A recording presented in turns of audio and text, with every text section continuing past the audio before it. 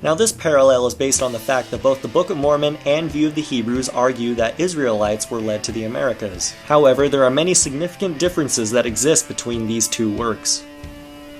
The Book of Mormon does not claim that the Native Americans are descendants of the lost tribes of Israel, whereas View of the Hebrews states explicitly that the Native Americans are the lost 10 tribes of Israel, who were preserved by the Lord in an outcast and a savage state. Let's summarize the claims made by View of the Hebrews. Point number 1, the Native Americans are the lost 10 tribes of Israel.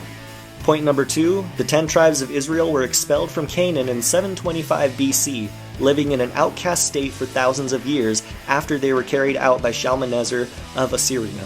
Point number 3, the 10 tribes of Israel were expelled and outcast from the Promised Land because of their iniquity and idolatry. Point number 4, they became a savage people as vindictive providence punished them for their idolatry in 725 BC. On the other hand, let's take a look at the claims made by the Book of Mormon. Point number 1, the Book of Mormon is not a record of the lost 10 tribes of Israel. Lehi was a descendant of Manasseh. The Book of Mormon claims that 2 families were led out of Jerusalem in 600 BC to avoid destruction from the Babylonians, as well as the Jews for preaching heresy. Mulek, a son of Zedekiah, was also led out of Jerusalem during its destruction. Point number 3, Lehi's family was led from Jerusalem because of their righteousness and to avoid death. Point number 4, 3 separate peoples came to the Americas by way of boats.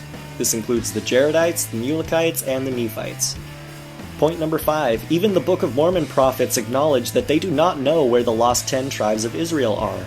Point number 6, Lehi's family was led out of Jerusalem to be preserved as a righteous branch according to the prophecies of Joseph and Jacob.